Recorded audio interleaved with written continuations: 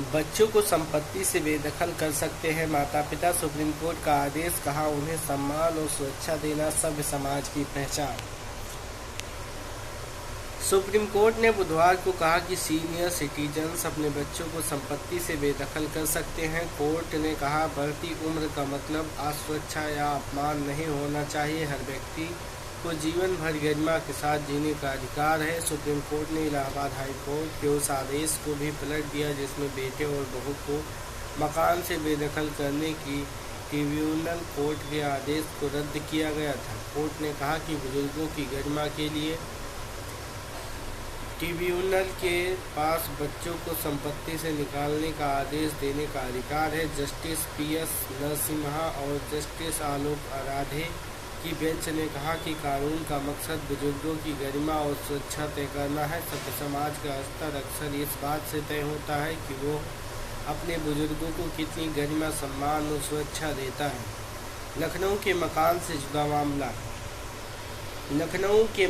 जुड़ा मामला यह मामला लखनऊ के विकास नगर निवासी रविकांत गुप्ता की अपील से जुड़ा था। गुप्ता ने 5 जून 2022 को अपने बेटे को मकान से निकालने के लिए जिला मजिस्ट्रेट के पास आवेदन किया था।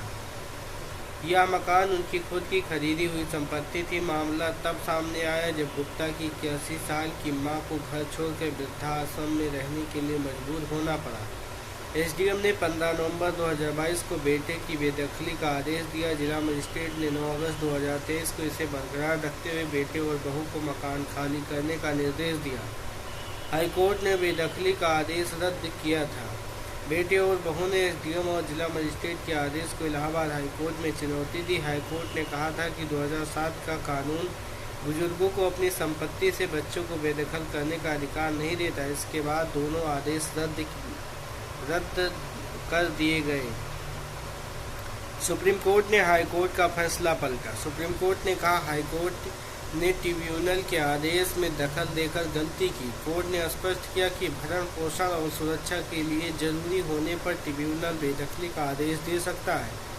कोर्ट ने कहा, एक्ट की धारा 7 के तहत ट्रिब्यूनल बनाए गए हैं। धारा 8 उन्हें सिविल कोड जैसी शक्तियां देती है, वहीं धारा 27 सिविल कोड के अधिकार क्षेत्र पर रोक लगाती है। इसलिए ट्रिब्यूनल को कानून के उद्देश्य को लागू करने के लिए जरूरी कदम उठाने की शक्ति भी है।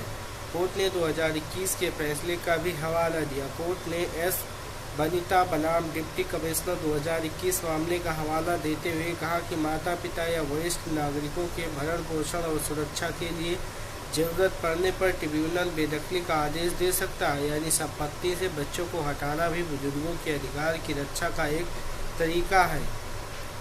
कोर्ट ने बताया कि यह कानूनी स्थिति बाद में समटोला देवी बनाम उत्तर प्रदेश सरकार 2025 और कमल कांत मिश्रा बनाम एडिशनल कलेक्टर 2025 मामले में भी दोहराई गई।